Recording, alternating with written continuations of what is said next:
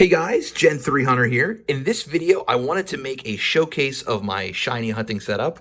Got this idea from Justin or What's That Shiny. Figured I would do the same because I've gotten a few comments on it. So what you're looking at right now are all of my DS cap cards. I have 6 original DSs and 1 3DS that I have for my my gold SBQ right now. I can hunt 2nd gen. So for those of you that don't know, a capture card is actually installed directly onto the motherboard of the DS, and it allows you to output a signal to your computer using an app from the developer Loopy. Or I shouldn't say developer, maybe he's the guy who designed the boards. So that's what this is right here. I have these magnetic, maybe I can show you, these magnetic micro USB connectors, so there's a lot less strain on there. This is kind of hard to do on my camera. Just like that, they come out nice and easily. I prefer these because you're not yanking on the cord if you ever need to replace it. What's special about my DSs, however, that they're also controller modded. You see there's a port right there with 3 prongs. That port can connect your DS via this little 3-prong wire. Plugs into the back of the controller mod and into this control box right here. I hope you guys are okay watching this. This is kind of all over the place, off the cuff.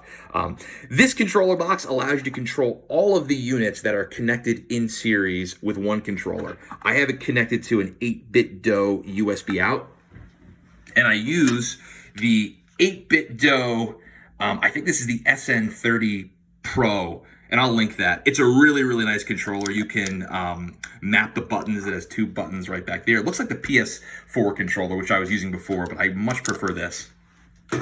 So that's how I control my GBA games. My 3DS cap card is also controller modded in the back right there.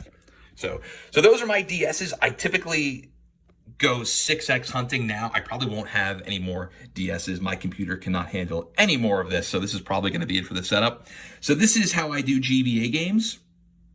And then if I go over to my right here, excuse the mess, I have 5 GameCubes that come fit with Wavebird receivers, which allow me to control all 5 GameCubes with one GameCube controller. And here's that controller. If you saw Justin's video, his is a lot better than mine. This is just a platinum Wavebird. I put some of the black buttons on there. His look a lot better than mine, and also so do his GameCubes. Looking a little bit closer at the GameCubes, you can see that each GameCube has a Wavebird receiver, which allows me to control all 5 of my GameCubes if they're all set to the same channel right here. A memory card, obviously, for saving. An SD card for homebrew. And then a Game Boy player, which allows me to play Game Boy Advance titles on this. And then what I can't show you that is inside the GameCube, all GameCubes are Xeno modded, which allows me to access I don't think it's the Homebrew channel, Swiss. It allows you to access Swiss. Homebrew channel is for the Wii. So that's very helpful for accessing Homebrew, like GameCube Memory Manager, which allows you to back up your saves, and then also to boot Game Boy interface to boot Game Boy Color games on your GBA player. Lastly, I do have this little adapter right here. Again, I'm so sorry if this video is all over the place. This is a Kaiko GC HD adapters. There are a lot of these on the market you could use. I got Kaiku because I think it was like 60 bucks on Amazon, and I can buy them in bulk. All 5 of my GameCubes have this to access GameCube HD. I also have this little adapter on the bottom here to protect the force of the HDMI cable pulling down on the console. Yeah, I'm so sorry that this is kind of a scuffed video. I just wanted to share with you guys. I've gotten a lot of questions of late. And then, guys, for capturing the gameplay of all of the GameCubes, 4 of my GameCubes are hooked up to a multi-viewer, and then that is hooked up to a capture card. And the last one is hooked up to the Elgato HD 60 Plus, and then that is in series with the M Classic to really upscale the image. Now, I have to be totally honest, if you follow me on Twitter, I actually don't really like the Elgato. I've had a ton of problems with it.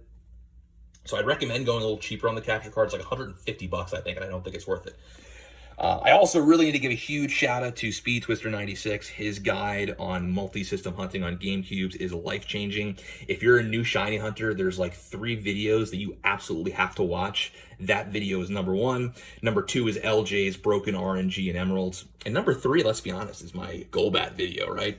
I'm kidding, of course. I have one more thing I want to show you guys. I'll make a really quick cut. For backing up saves, you can either use an R4, which I have previously, but the thing that I love is this right here from Epilog, the Game Boy operator, which allows you to play games on your PC. You can back up your saves, you can load your saves, and you can inject events into your games. And Bob Larka has a really good video on how to do that. I'm actually using it for my Emerald hunt that I'll start in a little bit. Not sure when this is going to release, but this is a must-have in my opinion. It's technically software emulation on the computer when you boot up the software, but to me, it's a must-have. But anyway, guys, that is a pretty scuffed overview of my entire setup. The last thing I do want to show you is during Safari Week, when I hunt on 10 Game Boy Advance cartridges, how I control all of them with one Wavebird receiver. I have one more device to show you, and that's this right here, the 8BitDo.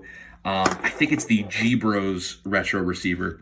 This interfaces with my 8BitDo retro receiver. I accidentally hit the button to start the Bluetooth pairing. These two interface, and then this can interface with obviously a Wavebird receiver.